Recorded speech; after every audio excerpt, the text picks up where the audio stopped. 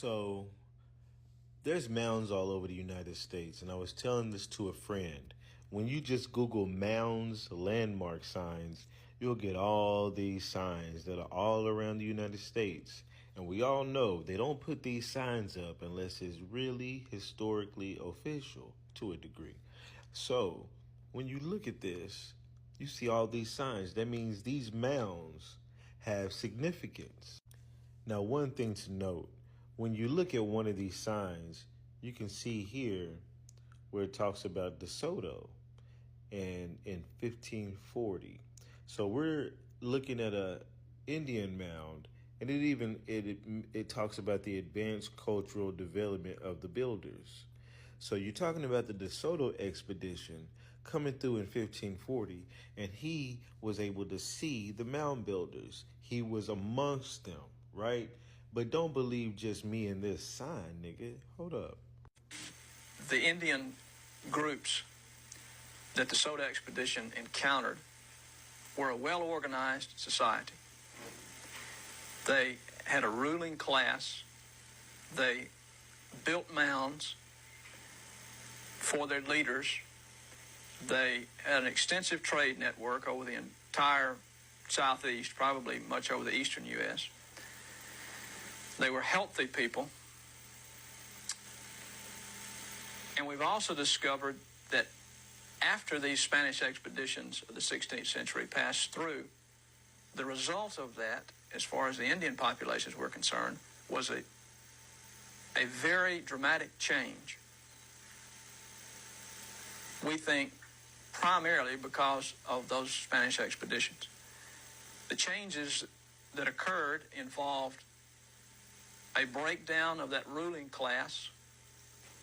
They stopped building mounds. Their ceremonial centers declined. Okay, so let's put two and two together. You got DeSoto coming into the Americas, one of the first people after Christopher Columbus hit the Caribbeans.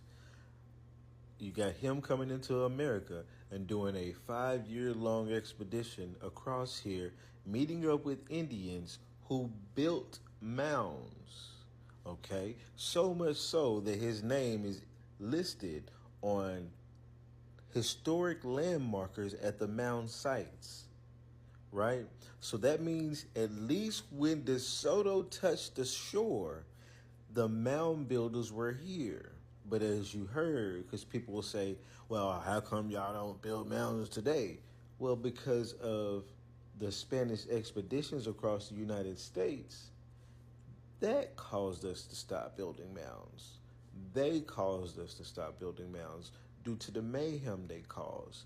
But when you try to say, hey, Native Americans today, who you call yourself First Peoples or whatever, who look like whatever, you ask them who built the mounds, today they try to act like they know. But before, and it's documented, they did not know who built the mounds. And I'm going to show you a clip, but think about that.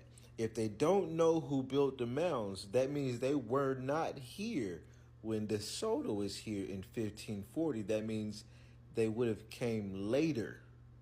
So they're not the people DeSoto saw, because DeSoto saw people who built the mounds. Let's prove it. When confronted with the question of who built these earthen structures, later inhabitants of North America didn't accept that these finds were the work of ancestral Indians. The finds indicated a more sophisticated culture had once thrived there. Not only did the current lifestyle of the Indians seem unrelated, but the Indians themselves, when asked who was responsible for the mounds, didn't have an answer. Anxious for a solution, Americans at the time came up with other explanations. The earliest interpretations of the people who built the mounds was that they couldn't have been Native Americans. They had to have been constructed by someone coming in from somewhere else, whether they were lost Welsh tribes or lost children of Israel or Maya from South America or something like that. Well. So now you got to think about it this way. If we have signs talking about DeSoto's expedition, if we got places like DeSoto, Texas, and DeSoto in other towns, and probably DeSoto streets and stuff, That means this man's legacy, although treacherous, was very important to the discovery of the American shores. So these are the people he came upon. He came upon the mound builders. He seen who they were. And if the Native Americans today don't know who that is because they don't know who the mound builders were, then they can't be the people that DeSoto actually met when he was here in 1540. So, when did they get here? Did they exist in an area of the Americas that mound building was not going on? You know, maybe they were way up in like Washington or something, but I don't know. There could be mounds up there. I haven't looked yet. But when did those people get here? I would love for one of those people, first people, Native Americans, Asian, Siberian, whatever. I would love for you all to come and explain this to me. If you all were the mound builders, how come the documentaries say you don't know who it was?